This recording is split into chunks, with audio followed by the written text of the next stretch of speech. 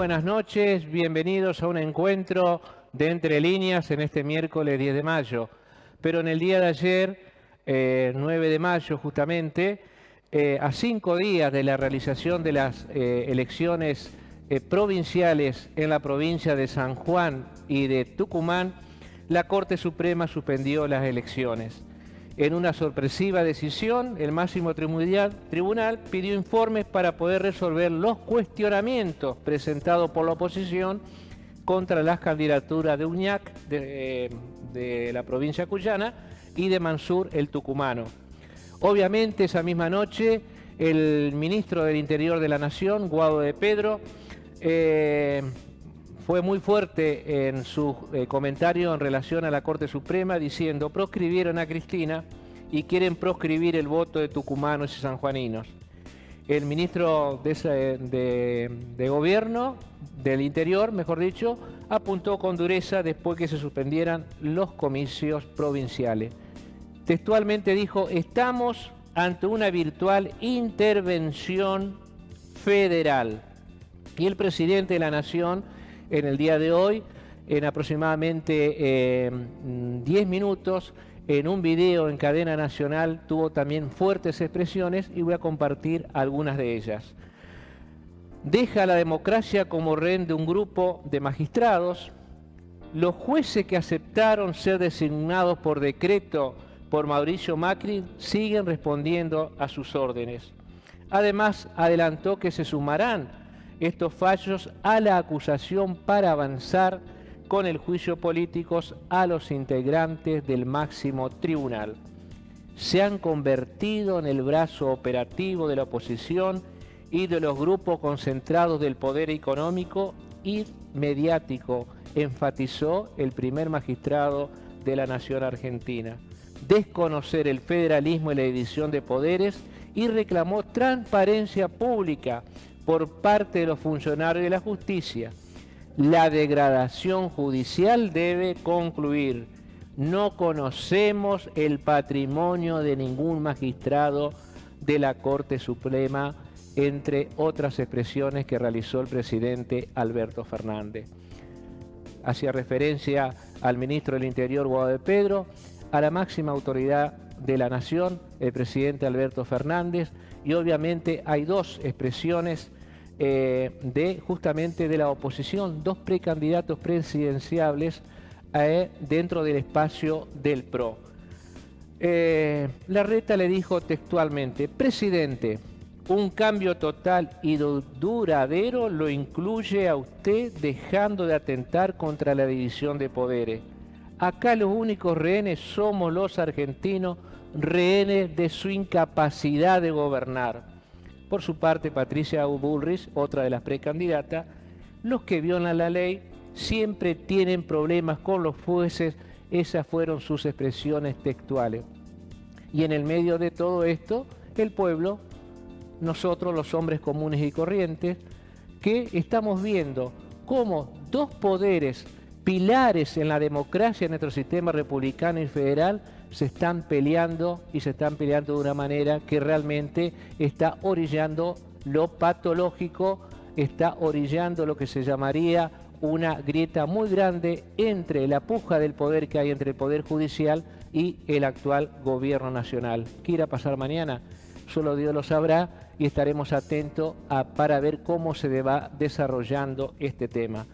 En 40 años de democracia debe ser uno de los enfrentamientos más graves a nivel institucional que estamos viviendo en la República Argentina, en un año 2023 marcado por el año electoral de elecciones provinciales, nacionales, y está en juego nada más y nada menos que el futuro presidente o presidenta de la nación, y está en juego obviamente el destino de más de 45 millones de argentinos.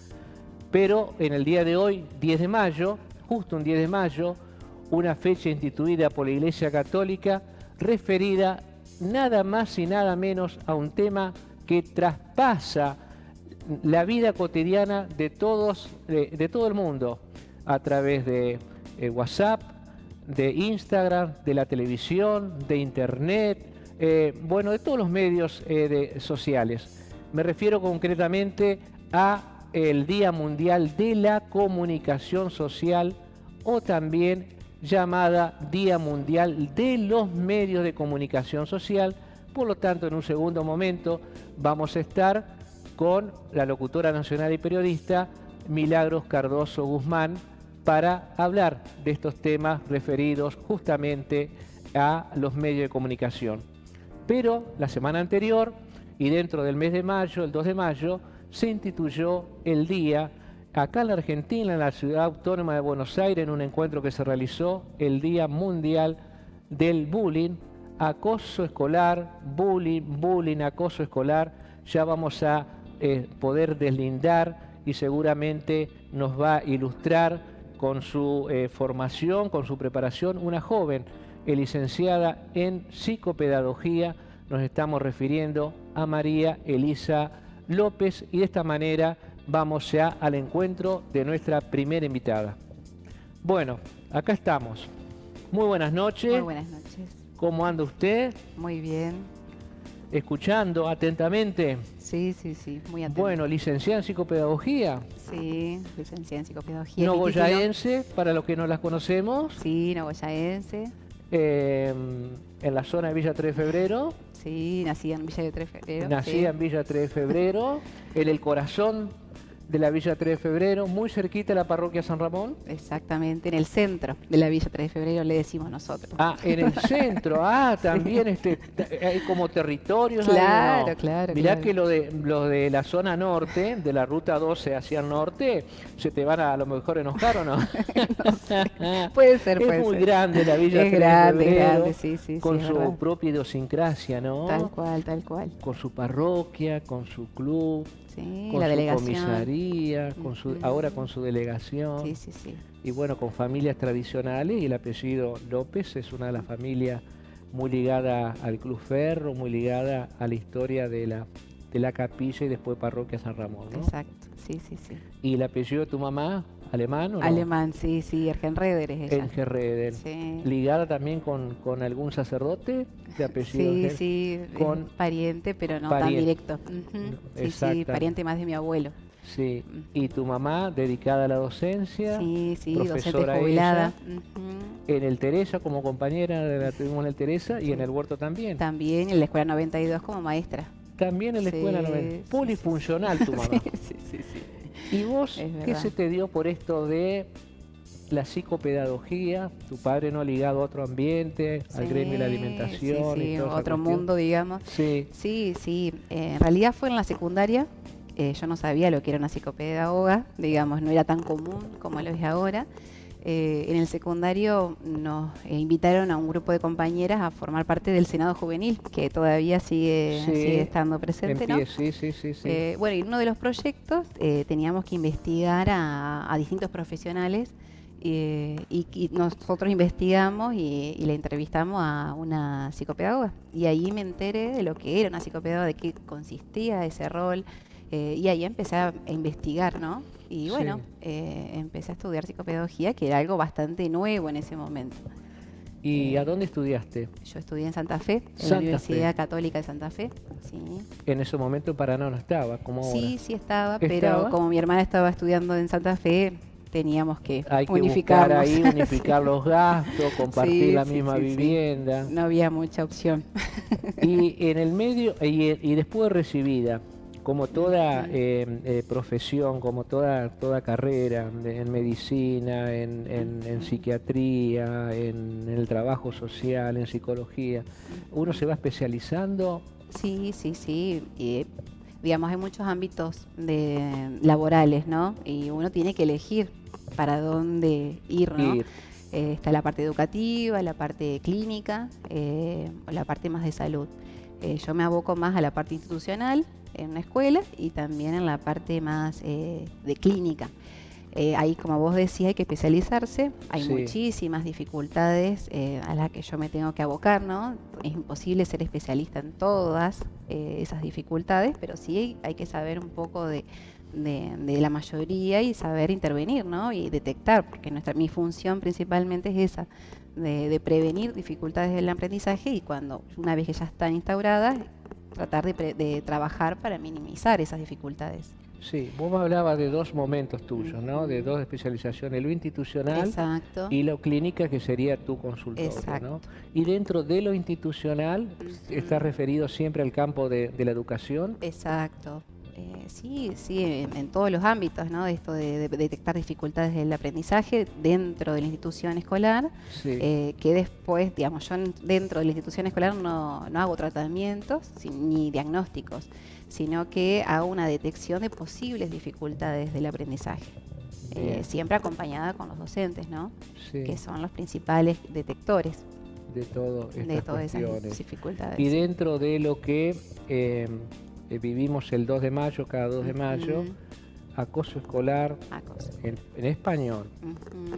bullying, ¿está bien pronunciado bullying Sí, sí, sí, en bullying. inglés? Ujú. Está muy en el imaginario popular el tema, más que del acoso, el bullying. ¿Es lo mismo acoso escolar que bullying? Sí, sí, digamos, esto de ese abuso o ese maltrato físico o psicológico que sea sistemático, que lo realizan un grupo de estudiantes hacia otro, ¿no? Para que sea llamado bullying o acoso escolar tiene que ser algo sistemático, que sea algo reiterado en el tiempo y no algo aislado, ¿sí? Y Bien. son similares, son Pu- sinónimos. Por ejemplo, un hecho aislado. eh, Estamos en el recreo, pasa alguien, le digo con el término despectivo gordo, gordito, Ujú. ¿no? Sí, sí, sí. Pero no pasa de ahí.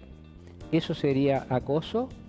No, no. ¿No? El tema es si se naturaliza, ¿no? De que otros también lo sigan repitiendo, de que sea ya naturalizado, como se dice, sino que el que tiene que detectar esas situaciones es el adulto y poder hablar sobre que eso no está bien y Ujú. que eso no es una forma buena de tratarse ni de apodar a un compañero si el otro no está a gusto, ¿no?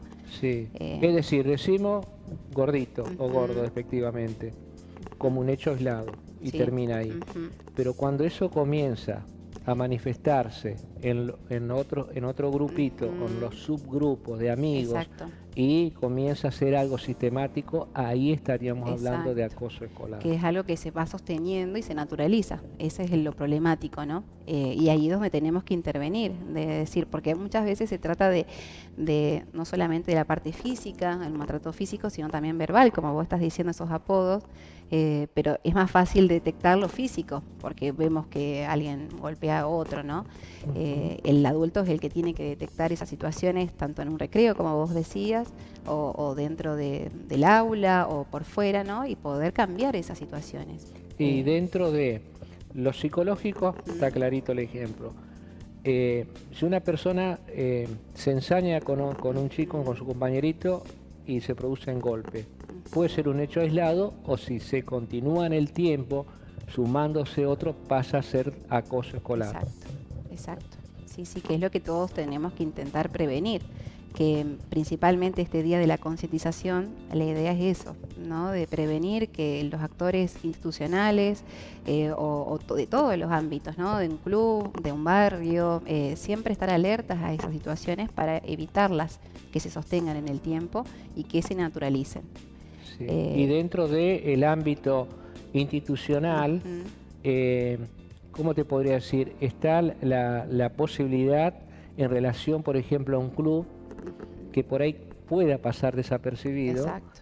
y en cambio ahí, en lo institucional, hay todo un conjunto de recursos humanos que pueden estar Ujú. pendientes para poder detectar y acompañar. Sin dudas, tal cual. La idea es esa, que cualquier detonante, cualquier situación, por sencilla que sea, se trabaja en la escuela, digamos, una situación de peleas en el recreo, por ejemplo, una discusión, se trae a colación en el aula, se dialoga, se trata de llegar a una conclusión de que por qué, cuál fue el causante y evitar que esto se vuelva a repetir, ¿no? Eso se trata de hacer desde hace bastante tiempo, ¿no? A partir de un acuerdo escolar de convivencia que se utilizan en las instituciones para trabajar de una forma reflexiva, ¿no? Es decir, bueno, pasa esto, ¿cómo podemos evitarlo? ¿Cómo podemos mejorar nuestros vínculos, que sean vínculos solidarios, evitar esto de la pelea, de promover otro tipo de vínculos, ¿no? Que muchas veces es la escuela, es la que tiene que enseñar ese tipo de relaciones humanas. Sí. También es la familia, por supuesto, ¿no? Que esas son las principales, ¿no? Como siempre decimos, que es el principal núcleo donde el niño o el adolescente se siente más seguro en ese entorno y puede llegar a expresar malestares, ¿no? Que por ahí no son tan evidentes dentro de una escuela o dentro de un club, como vos decías. Sí, y vos hablabas de convivencia escolar. Convivencia escolar. Es un escrito con una serie de considerandos, ¿no? Antes se llamaba código. Antes se llamaba código. Sí, no sé exactamente, pero hace un tiempo que se cambió a una forma más democrática, ¿no? Que todos los actores institucionales intervienen para formular ese acuerdo. Como dice la palabra, es algo acordado, entonces todos tienen que intervenir. Ese acuerdo se renueva anualmente. Todos los actores institucionales tienen que estar al tanto. Cuando vos decís todos los actores, ¿podés explicar quiénes son los actores? Bueno, principalmente los estudiantes, docentes, familias. Dentro de los docentes están los directivos. Los que acompañan a los chicos del recreo. También. Sí, exacto. Todos. Y cuando vos hablas de... a ver, ¿cómo te podría decir? A veces puede pasar un chico desapercibido. Sí. Un chico siempre ha sido tranquilo, pasa a ser demasiado tranquilo, pasa a estar aislado, comienza a faltar. Esos son alertas. Exacto. Siempre, digamos, una de las cuestiones a tener en cuenta son esos cambios que vos te mencionás. De repente cambió su comportamiento, antes era de una manera y de repente empezó a estar aislado. Bueno, son alertas para decir qué te pasó, te hicieron algo, pasó alguna situación que no te gustó, antes le gustaba fútbol y de repente no quiere ir más. Bueno, son situaciones que nos tienen que llamar la atención y generar esos momentos de diálogo, principalmente en la familia, como decía antes, ¿no? Para evitar de que ellos se encierren y que no hablen y que generar esos espacios de diálogo. Que muchas veces por la falta de tiempo que todas las familias tenemos, es complejo generar esos momentos de decir, bueno, ¿cómo fue tu día? ¿Qué te pasó? ¿Cómo estuviste? ¿Cómo te sentiste? Generar y naturalizar en una familia, ¿no? Esos momentos de diálogo. No solamente qué te sacaste en la prueba, cómo te fue, digamos, ir más allá, ¿no? Sí. Y no esperar a que sean más grandes, sino que desde chicos hablar de esos temas. Siglo XXI, 2023, es muy distinto a lo que tus padres y yo vivimos. Antes se solucionaban de otra manera. Sí. Hoy si actuamos las mismas reglas de señalamiento, de corrección, estaríamos denunciados todos, ¿no? Tal cual. Porque antes hay cosas que se permitían. Hoy se ha avanzado en esto de los derechos, la Convención Internacional sobre Derechos del Niño, el derecho a ser escuchado, y es otra la realidad. Y qué gran responsabilidad tienen ustedes, las instituciones, porque también hay leyes internacionales, nacionales y provinciales sobre el tema del acoso escolar y bullying, ¿no? Sí, tal cual. Y creo que en esa época que vos mencionabas de antes, estaba un poco naturalizado ciertas situaciones, ¿no? Si bien sí se arreglaban de otras formas, como vos decís, pero no creo que no tomaban conciencia de lo que implicaba en el sujeto en desarrollo, ¿no? Cómo iba a impactar este comportamiento, estas burlas en su desarrollo subjetivo. Creo que ahora con esto de las leyes, la educación emocional ha ayudado muchísimo al cambio de mirada, de decir, bueno, esto puede provocar una consecuencia grave en el desarrollo de este niño, en su forma de ser, de desenvolverse en la sociedad. Así que bueno, como vos decís, somos los principales responsables en promover este tipo de vínculos, como yo decía antes, ¿no?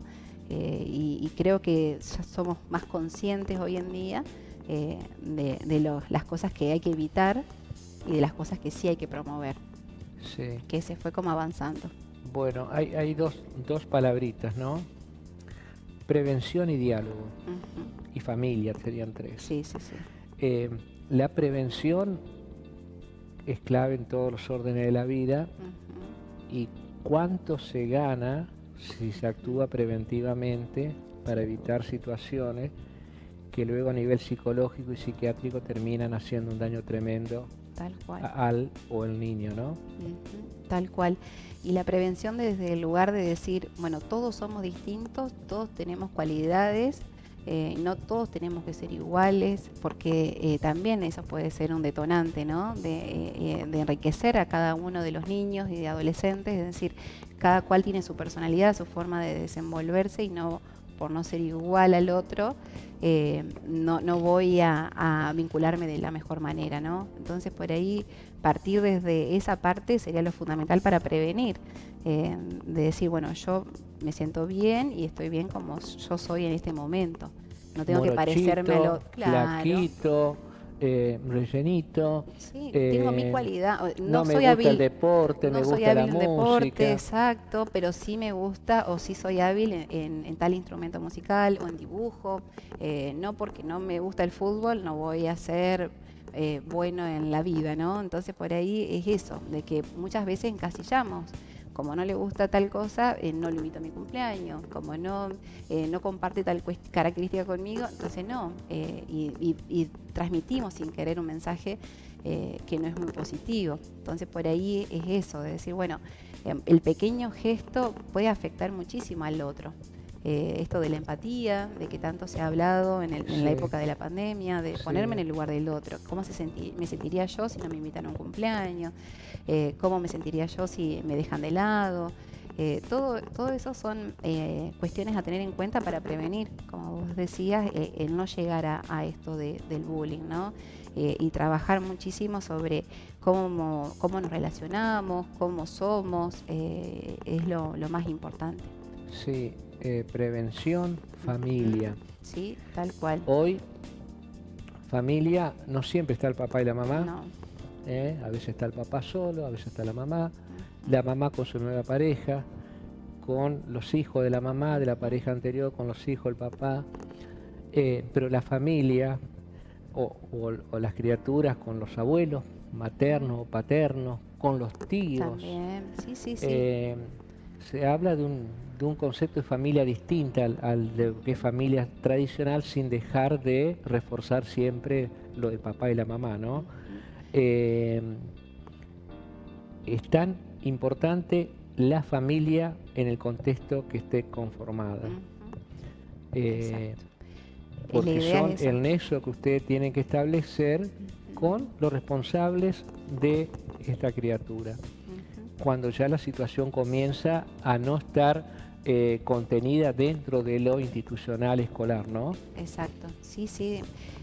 Siempre trabajar en conjunto, familia y escuela, eso es lo que siempre se remarca, no perder ese vínculo que tiene que estar, y principalmente si sucede en este tipo de situaciones, ¿no? De nunca trabajar por separado, al contrario, si sucede en la casa, lo mencionan a estas situaciones, que se tiene que ir a la escuela y comentarlo, porque quizás no se expresa en la escuela, como antes decía, los chicos que lo sufren generalmente no lo cuentan, no lo dicen dentro de la escuela, quizás lo cuentan más en su familia. Y es ahí donde ustedes van con la familia, y porque son situaciones por ahí dolorosas, ¿no? Exacto. Que una madre, un padre reconozca. ¿Está esto de la familia de ir a la institución, o se da un ida y vuelta, o cómo lo manejan a eso? ¿Cómo lo trabajan, mejor dicho? En todas las situaciones, digamos, escolares, siempre se trata de convocar a las familias. En esta situación puntual también, digamos, pero como ya te decía, a veces no se manifiesta en la escuela, se manifiesta en la casa. Claro, pueden expresarlo, o que quizás hay un conflicto en un cumpleaños, por ejemplo, y que en la escuela se puede expresar ese descontento, ¿no? Sí. Entonces, bueno, se trata de llevarlo de la mejor manera y sí, siempre convocando a la familia si es necesario. Claro. Y hay un tema que lo hablamos en la previa a esto, que es que utilizaste vos la palabra diálogo. Ujú. Para mí es muy importante en mi vida y en todo momento, ¿no? Y siempre tengo una frase de muletilla del año 64, el 8 de agosto del 64. Yo nací el 10 del 64, ¿no? Para sacar la edad. Porque Pablo VI escribió una encíclica que Ecclesiam Suam, que es la iglesia en diálogo con el mundo. ¿Sabe lo que decía con respecto al diálogo? Si amas la verdad, el diálogo siempre es posible.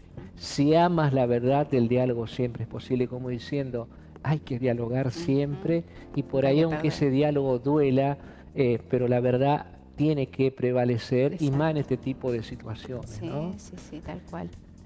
Es lo más importante, digamos, y también que ese chico pueda tener un lugar donde hablar, ¿no? Que muchas veces en algunos entornos familiares es muy difícil, como yo decía antes, de la falta de tiempo o que no se genera ese tipo de diálogo. Y también con la escuela, que a veces es difícil llegar hasta generar ese espacio de diálogo, ¿no? Que a veces Sí. hay familias que tampoco se acercan, por ahí hay también hay resistencia, pero sí. Más allá de esto del bullying, ¿no? En otras situaciones que por ahí son más chicas que esto del bullying, pero también es necesario que siempre esté en conocimiento el docente, que en general sí lo está.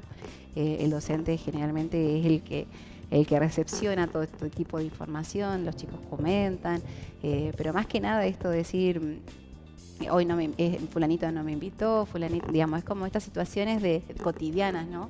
Sí. Pero como vos decís, lo del diálogo y se trata de hacer constantemente. Es algo que creo que con el tiempo se fue mejorando y la idea es mejorar constantemente. Sí, y ya se nos está terminando el tiempo. Bueno. Pero una referencia a la extensión de la mano que tenemos, que es el celular. Sí. Qué complicado, ¿no? Para los chicos. No ayuda. Ya me estaba olvidando. Sí. Muchas veces pasa por parte de las redes sociales y no dentro de la cuestión física, ¿no? Este maltrato. Y que menos detectable es, porque el adulto no está dentro de esa pantalla, ¿no? O en ese mismo usuario. Entonces muchas veces es como una realidad paralela. Claro. Que el chico es como que lo separa el adulto y es donde tenemos que intervenir siempre. Saber bien qué redes sociales manejan, cómo se tratan en esas redes sociales, porque nosotros podemos escuchar bien, cuando están en una casa cómo se tratan, en el aula cómo se tratan, pero no en un diálogo, en un chat, por ejemplo. Sí. Entonces por ahí seguir haciendo ese acompañamiento. Y lo principal de todo es evitar que a edades tan tempranas tengan acceso al celular, como siempre se dice, ¿no? Siempre con el acompañamiento del adulto es fundamental. Exacto. Porque es donde más duele. Sí. Porque están desprotegidos, ¿no? Sí, y además cuando se sube la imagen también, con una frase, una foto, no se puede volver. No, porque eso está en las nubes, como dicen, o está en el... Es muy grave.